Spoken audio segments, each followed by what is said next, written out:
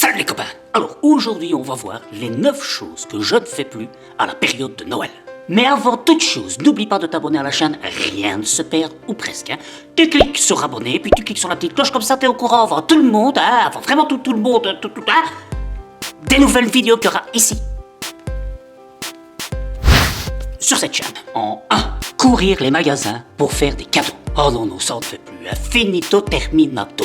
D'ailleurs, depuis cette année et même l'année passée, ce qu'on a mis en place avec toute la famille, c'est de se dire, voilà, pour la Noël, au lieu d'avoir une dizaine de cadeaux différents, que ce soit pour les adultes ou pour les enfants, on va faire un cadeau en commun. Alors, un cadeau, mais un chouette cadeau.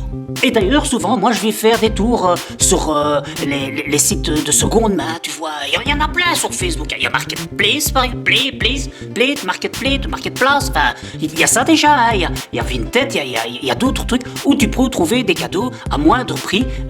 Et au moins, tu ne rachètes pas des nouveaux produits qui sont mis sur le marché.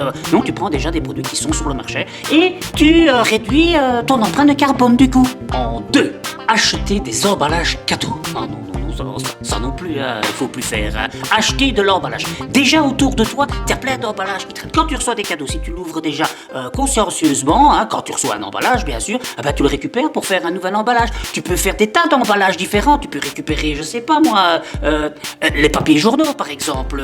Tu peux récupérer des feuilles de magazine. Tu peux récupérer des boîtes à chaussures. Tu peux récupérer des petits rouleaux, tu sais, le reste de rouleaux de papier où tu plies les deux côtés, ça fait un petit emballage cadeau aussi. Donc il y a vraiment plein de possibilités avant d'acheter de l'emballage cadeau. Et alors vraiment le summum du summum, hein, c'est le furoshiki. Ah oui, ça c'est alors si tu veux, c'est un tissu de 1 mètre sur 1, ça c'est la meilleure forme qui puisse y avoir, hein, avec lequel un tissu avec lequel tu vas pouvoir emballer. Alors pourquoi furoshiki? Parce que ça vient du Japon, là-bas ils emballent tout avec des beaux tissus recto verso, c'est vraiment très joli. Et avec ça, tu sais pratiquement emballer tout ce que tu veux. Hein. Alors d'ailleurs, si tu veux voir une vidéo à ce sujet, tu vois, alors tu regardes ici, hein, et il y a plusieurs sortes d'emballages à faire, que ce soit pour les boîtes, pour les bouteilles, enfin, tu vas regarder, tu verras, tu vas voir, c'est facile, c'est simple comme bonjour. Et alors, l'astuce avec ce tissu, ce furoshiki, c'est que tu vas pouvoir emballer,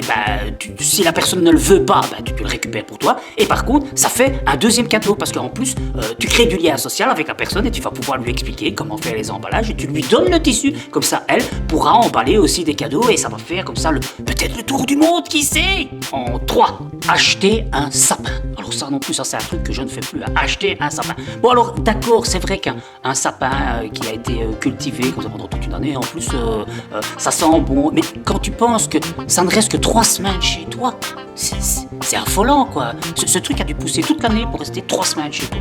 Bon alors, effectivement, tu peux acheter des sapins artificiels aussi, oui.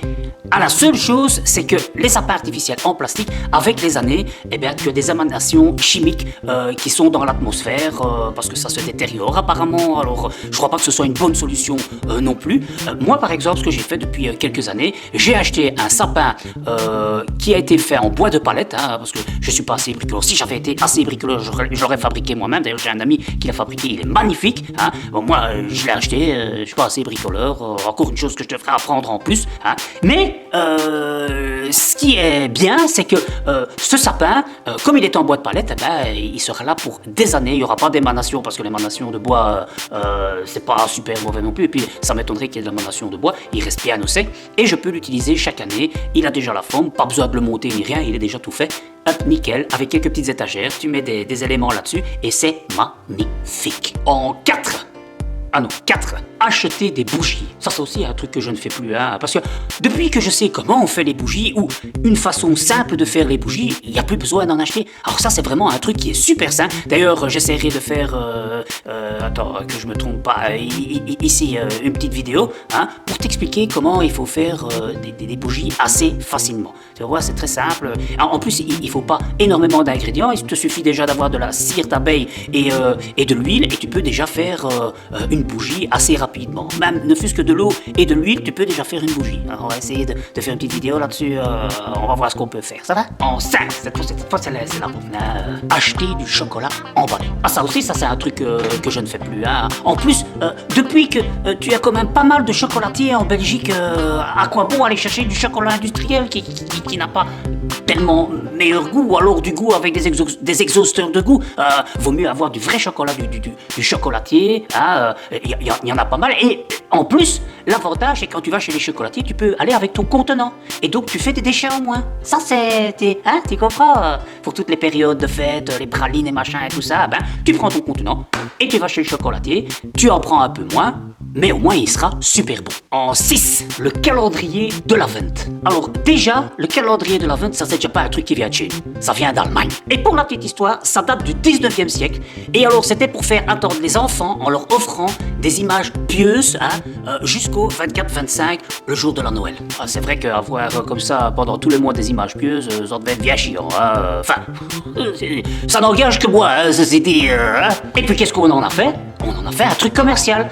On en a fait un petit sapin là, avec des portes, on ouvre du chocolat, encore une fois du chocolat industriel, avec un carton, machin, et chaque jour, c'était soit du chocolat. Il y en a qui ont fait avec des petites figurines, des machins, et tout ça, c'est quoi? Tout ça, c'est du brol. Parce que soi-disant pour faire patienter les enfants du jour de Noël. Mais à partir du moment où ils ont un truc tous les jours, ils patientent plus. Patienter, c'est ça qui est intéressant, c'est d'attendre le jour de Noël pour avoir son cadeau. C'est pas avoir des cadeaux tous les jours pour avoir un cadeau. Je comprends pas le concept. Enfin si, j'ai compris le concept. C'est encore une fois pour aller dans ton portefeuille et dépenser de l'argent pour des brols. Donc, pas de calendrier de l'Avent. Et moi, je dois te dire, j'ai jamais eu de calendrier de l'Avent et je m'en porte pas pour autant plus mal. Et mes enfants ne me réclament même pas un calendrier de l'Avent. En 7, aller au resto pendant les périodes de fête. Ah non, ça c'était un truc que je ne fais plus non plus là. Avant je faisais ça. Alors t'allais dans un resto, c'était blindé, mais blindé de chez blindé.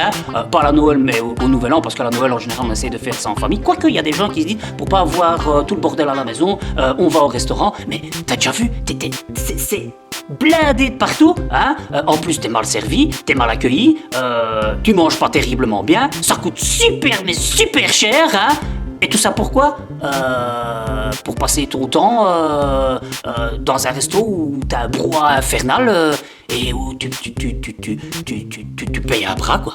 Tu aimes mieux, alors entre nous, d'attendre que les fêtes passent, tu vois, pour le prix que tu payes à cette période-là, te payer un bon restaurant, peut-être même étoilé, qui te coûtera le même prix, mais où tu seras super bien servi. En 8, acheter des zakouskis préparés. Alors ça non plus, ça n'a plus aucun sens. Il y a tellement à faire soi-même, facilement, et qui peut être original aussi, que d'acheter des trucs préparés. En plus, dans les trucs préparés, tu sais pas ce qu'ils ont préparé. Quand tu vois maintenant avec les années qui se sont écoulées, tu as des raviolis à la viande de cheval, tu as du poulet qui est pas du poulet, t'as plein de trucs où c'est pas ce qui devrait être dedans, ce qui est indiqué sur les cartons ou sur les boîtes. Autant le faire toi-même. Comme ça, au moins, tu sais ce que tu donnes. Et puis, des zakouskis, c'est pas compliqué à faire. Il suffit d'avoir une petite pâte, tu mets quelques trucs dedans, hop, tu mets au four, et c'est fait. Tu comprends? Maintenant, t'es pas obligé de faire forcément des zakouskis chauds. Tu peux faire des apéritifs froids aussi, avec des petits morceaux de carottes, des petits morceaux de céleri, des petits morceaux de ceci, de cela, qui peut être très bien aussi, avec une belle présentation, et ça donnera tout aussi bien. Et tu mangeras bio et local. En 9, faire des grosses bouffes à Noël. Alors ça, c'est aussi un truc que je ne fais plus. Tu prends des trucs et tu mets sur la table et encore et encore et encore, et tu te remplis la panse. T'as l'impression d'être un Père Noël toi-même, tellement tu t'es rempli. Et tu t'es rempli, tu regardes ta table et encore toujours autant dessus. Et comme tu t'es tellement rempli, tu dis non, ça je remange pas demain. Oh non, j'en suis écœuré, tellement j'en ai mangé, je ne vais pas en reprendre demain, c'est pas possible. Et alors là, tu jettes. Et tu jettes encore toute la bouffe que tu aurais pu avoir. Alors maintenant, ceci dit, si j'ai un conseil à te donner, effectivement, si te reste des restes parce que tu as fait trop de bouffe, t'y allais, réinvente-les, refais d'autres plats. Peut-être pas le lendemain, mais peut-être le jour d'après. Comme ça, au moins, tu gaspilles pas. Mais alors, le meilleur du meilleur, c'est faire moins, tu vois. Faire simple, faire moins.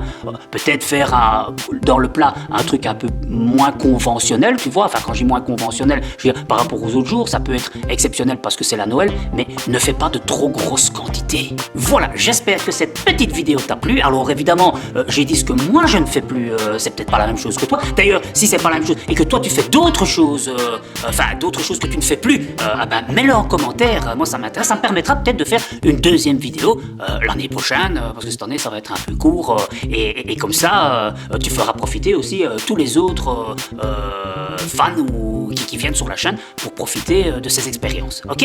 Allez, je te dis à la prochaine. Salut les copains!